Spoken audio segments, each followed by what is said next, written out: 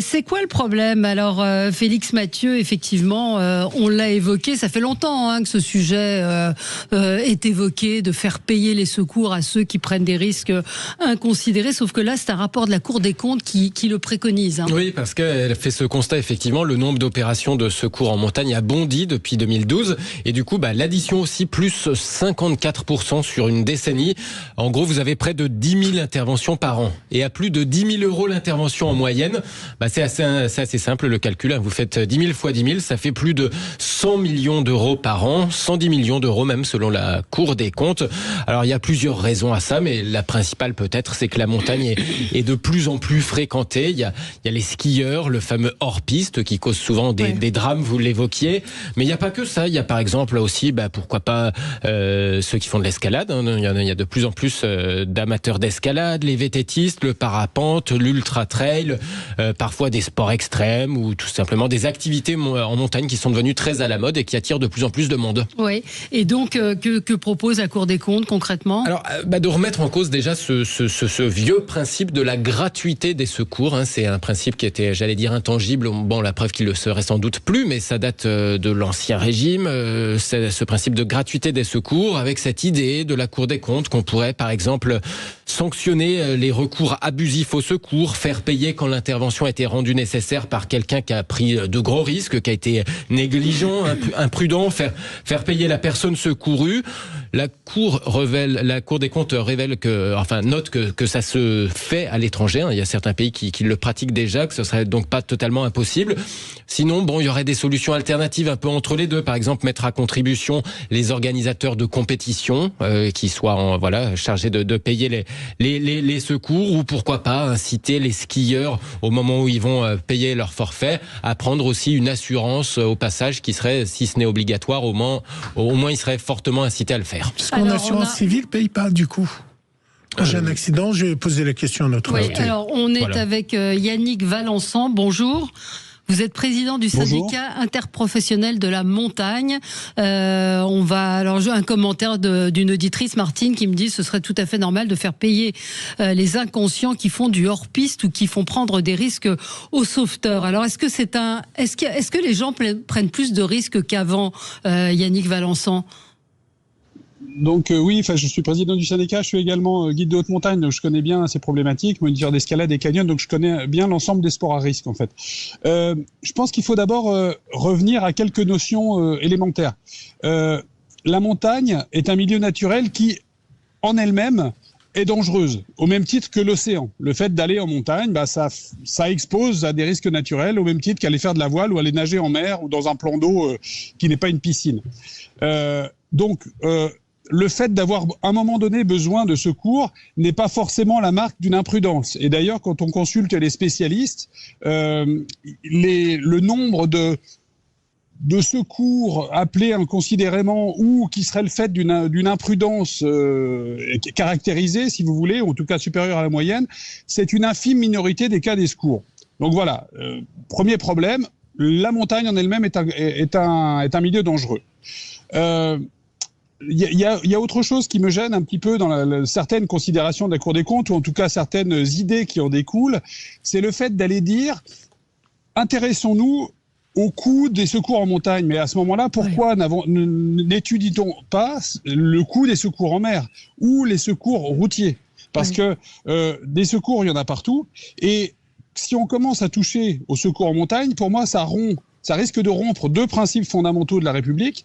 D'une part, l'égalité des citoyens devant des services publics. Les secours, c'est un service public. Pourquoi en priverait-on les montagnards plutôt que d'autres catégories de citoyens? Et puis, ça rompt également un principe de solidarité. Certes, des gens qui ne vont jamais en montagne, en tant que contribuables, vont payer le secours en montagne. Mais de la même manière, les montagnards qui ne vont jamais en mer vont payer le secours en mer. Ou des gens qui ne fument pas, ne boivent pas, et n'ont parfois pas le permis, vont payer les secours pour des gens qui passent des SMS au volant ou l'hospitalisation de gens qui ont un ulcère ou une cirrhose du foie. Bon voilà, je trouve que c'est risqué d'entailler finalement des grands principes de la République pour des économies de bout de chandelle d'une certaine manière. Oui, mais elle est là la vraie question, c'est que est-ce qu'aujourd'hui cette solidarité nationale qui a été le fondement de notre République, sur lequel tout est organisé, on parlera tout à l'heure de la sécurité sociale et de différentes choses dans les débats, est-ce que finalement en 2026, on peut se permettre ça, puisque l'économie a changé. Quand l'économie était florissante, on pouvait imaginer une solidarité. Maintenant, est-ce qu'on peut pas responsabiliser les citoyens, mais que ça soit aussi pour les ulcères, pour les cigarettes, pour un tas de choses, où tout le monde contribue à la sécurité sociale, même les non-fumeurs payent pour les cancers des fumeurs. Donc, je comprends ce que vous voulez dire, mais la question, c'est est-ce qu'en 2026, on peut se permettre ça, parce que la donne change financièrement. Alors, il y a sans doute des économies à faire. Certaines pistes sont évoquées par la Cour des comptes. Par exemple, on pourrait considérer que ceux qui ne contribuent pas à la solidarité nationale, par exemple les touristes étrangers qui viennent faire du ski, soient mis à contribution pour les secours, par exemple. Et pourquoi pas ? Là, il n'y aurait pas de problème de rupture d'égalité entre les citoyens français face à un service public. Éventuellement mutualiser les services. Aujourd'hui, on a 3 services de secours différents, l'un qui relève de la police nationale, l'autre de la gendarmerie et le troisième des pompiers. Bon, il y a des pistes aussi qui sont évoquées. Je me prononce pas là-dessus parce que je ne suis pas spécialiste de l'organisation des forces de l'ordre, mais sur le reste, si on parle des coûts, finalement, quel est le choix qui est proposé d'une certaine manière ? C'est de rester dans un système républicain que nous connaissons en France, donc solidarité, gratuité de certains services publics, ou alors de s'orienter vers un système à l'américaine, où finalement chaque citoyen est responsable de ses propres risques et des éventuels coûts que ça engendre.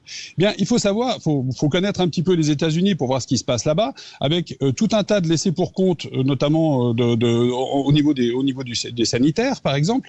Et en gros, certains bénéficient de secours ou de soins quand ils peuvent se les payer, et les autres n'en bénéficient pas. Donc c'est effectivement des choix de société importants, mais il faut savoir aussi que pour n'importe quel citoyen, le fait de transférer la charge de ces secours, non plus à la collectivité des contribuables par leurs impôts, mais de le transférer à des assurances privées, puisque finalement c'est ce qui va se passer, c'est ce qui pourrait se passer si on s'orientait là-dessus, ça reviendrait plus cher à chacun. C'est-à-dire que si seuls les montagnards devaient payer le coût de leur secours, eh bien, leur coût de leurs assurances exploserait. De la même manière, si seuls les pratiquants de la mer ou de la nage en eau libre hors des piscines devaient payer les secours maritimes, eh bien, ils devraient payer des assurances qui coûteraient bien plus cher que leurs impôts. Ouais, mais voilà. Là, on parle de comportements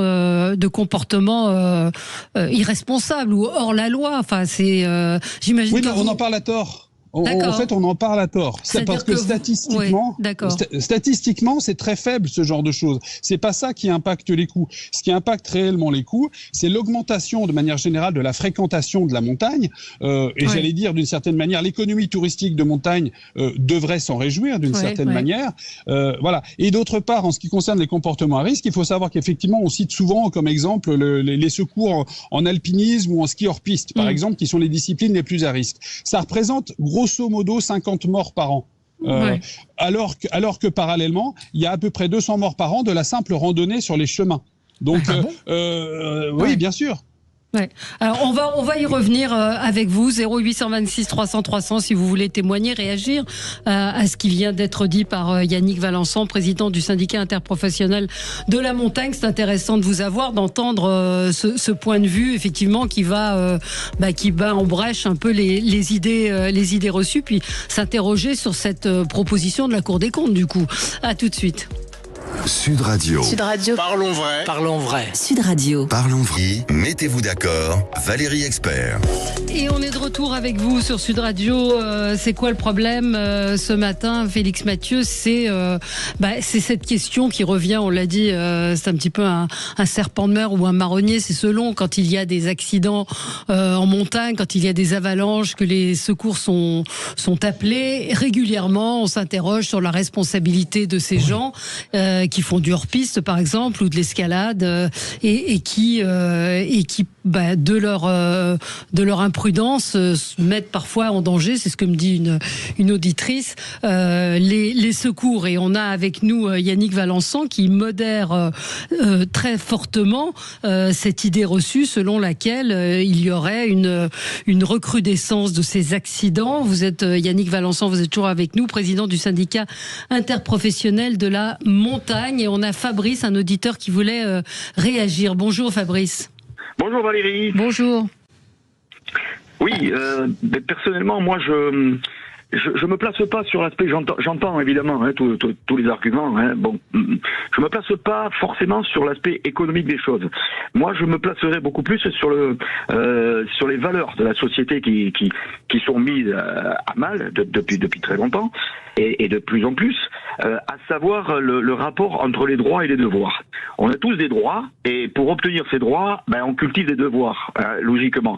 Et moi, je serais justement favorable à non pas généraliser, ça serait de la pire folie puisque il y a la solidarité nationale qui doit intervenir. Mais en revanche, quand on fait le choix de faire du hors-piste, quand on fait le choix à la mer d'aller se baigner, si c'est interdit ou au-delà des limites autorisées, on doit en assumer les conséquences. C'est-à-dire que dans ce cadre-là, moi je serais favorable à ce qu'il y ait participation financière, à ce que la facture soit envoyée. Ok, on vous dit que là, les pistes sont là, vous décidez par vous-même d'aller ailleurs, donc de mettre en danger la vie des secouristes, de la vie...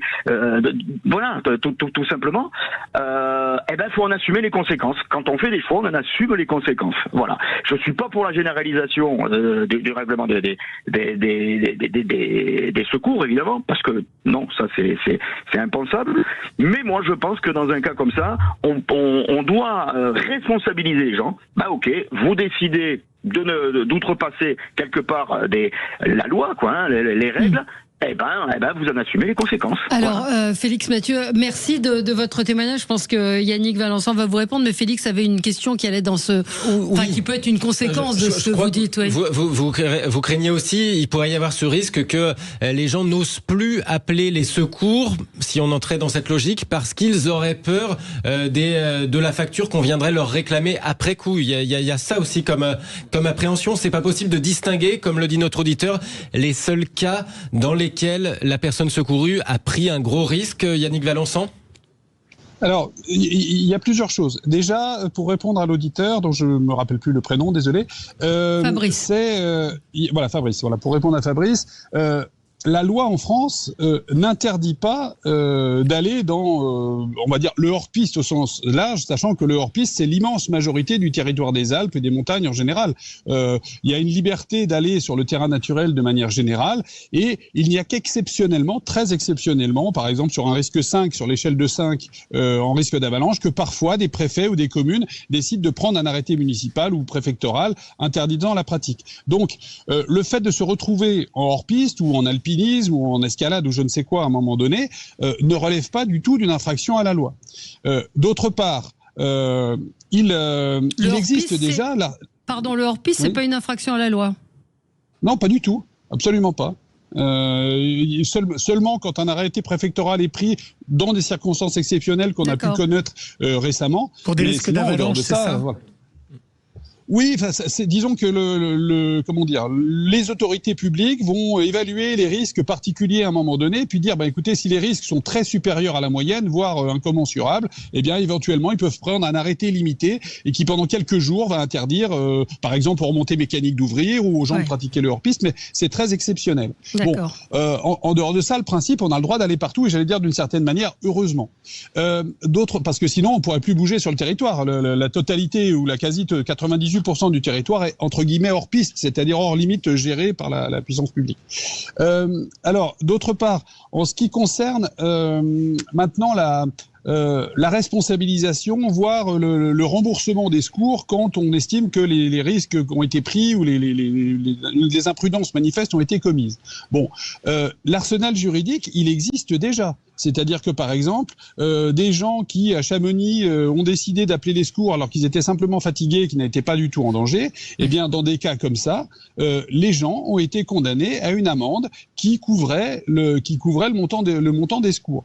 Donc, ça existe déjà. Mais encore une fois, quand on regarde les statistiques, ces cas-là, c'est-à-dire des cas de recours abusif au secours, sont extrêmement rares. De l'aveu même des spécialistes des secours, c'est une infime minorité. Donc le gros de l'explosion des coûts des secours, c'est une explosion de la fréquentation de la montagne en général. Et encore une fois, je ne pense pas qu'on puisse dire que de simples randonneurs, puisque finalement c'est le gros des secours et c'est le gros des victimes et de manière générale, de simples randonneurs qui vont marcher, qui se retrouvent dans une situation qu'ils n'avaient pas prévue, sont eux-mêmes totalement inconscients et des irresponsables. Ils sont juste allés se promener. Ouais. Voilà, on a Chantal qui voulait réagir également. Bonjour Chantal. Bonjour à tous. Bonjour. Oui, alors moi je suis en partie d'accord sur le principe de ce monsieur, mais malgré tout il faut responsabiliser les gens qui ne respectent pas les interdits quand même. Oui, mais c'est pas interdit. Moi, ce que je découvre ce matin avec Yannick Valençon, c'est que le hors-piste n'est pas interdit. Oui, ça devrait l'être, parce que je trouve que, si vous voulez qu'on ne leur demande pas de rembourser à 100% les frais, oui, mais on pourrait demander une quote-part pour tout ce qui est donc prise de danger par rapport au secours ou par rapport aux gens qui travaillent dans ces domaines. Il n'y a aucune raison, on demanderait 20% par exemple du coût total, que ce soit d'ailleurs à l'hôpital, sur les pistes, dans le sport, etc. Moi, je trouve qu'on laisse la liberté aux gens de faire n'importe quoi. Et ça coûte très cher à la société. Donc, il faudrait quand même essayer d'apprendre aux gens à être un petit peu responsables. Donc, on peut faire du ski sans faire prendre des risques à d'autres gens. Oui, alors Yannick, on évoquait avec Yannick Valençon, je crois que c'est Gilles qui le disait en début d'émission, ou je sais plus, non, c'est peut-être vous, Yannick Valençon, c'est la même chose pour les secours en mer. C'est la même chose, on va dire que les gens qui fument et qui ont un cancer, c'est pas bien fait pour eux, mais c'est de leur faute. Que ceux qui boivent, ils ont qu'à payer leurs frais s'ils développent un cancer du foie, etc., etc. C'est pourquoi effectivement le fondement de fonctionnement de notre société. C'est le fondement de la solidarité. Moi, je voulais demander à Yannick Valençon pourquoi cette décision de la Cour, ou cette suggestion de la Cour des comptes. Alors, je connais, en tout cas dans notre domaine de montagne, je connais assez bien le fonctionnement de la Cour des comptes et bien souvent, ils ont quand même une vision essentiellement comptable des choses, sans forcément évaluer toutes les conséquences de certaines préconisations. Ça peut arriver, en tout cas. Je ne remets pas en cause la compétence, évidemment, des comptables publics, mais voilà, je pense que il faut évaluer l'ensemble des choses. C'est vrai que, par exemple, comme je le disais tout à l'heure, si on décide de reporter la charge du financement d'un service public, ici des secours, sur des initiatives privées, en l'occurrence des assurances, eh bien, ce qu'on ne va pas payer, ce qu'on ne va plus payer en impôts, en contributions sociales, etc., on va le payer en assurance. Et du fait même que ce soit des opérateurs privés qui soient à la tête des assurances, ça va nous coûter beaucoup plus cher. Alors certes, celui qui ne pratique pas la montagne ne paiera pas une assurance pour la montagne, mais il paiera beaucoup plus cher pour son assurance à lui, pour aller nager en mer ou je ne sais quoi. Donc il faut évaluer les choses de façon globale et bien analyser les conséquences. Et typiquement, si l'enjeu ici, c'est de réduire la dépense publique, eh bien par exemple, les secours gratuits aux clientèles étrangères, eh bien ça représente 17% de la somme. Rien qu'en faisant payer les utilisateurs étrangers de nos secours, on économise déjà 20 millions d'euros sur les 110, par exemple. Donc les économies qu'on cherche à trouver, elles sont simples, sans forcément aller remettre en cause le principe de solidarité nationale et de gratuité d'un service de secours. Juste une idée, je me casse la jambe en faisant du hors-piste, hélicoptère, hélitreuiller, tout ça, ça coûte combien ?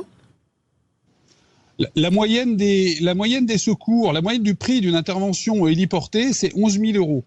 Voilà. Alors après, les frais de santé, j'en sais rien, mais en tout cas, pour l'évacuation héliportée, la moyenne, c'est 11 000 euros par intervention. Et sur une année, sur une saison de ski, ça coûte combien la ville ?